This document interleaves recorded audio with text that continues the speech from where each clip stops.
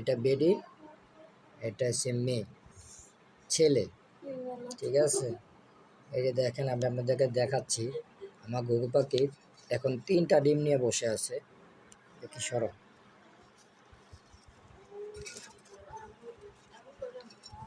এই দেখেন এখন বর্তমানে 3টা ডিম নিয়ে বসে আছে।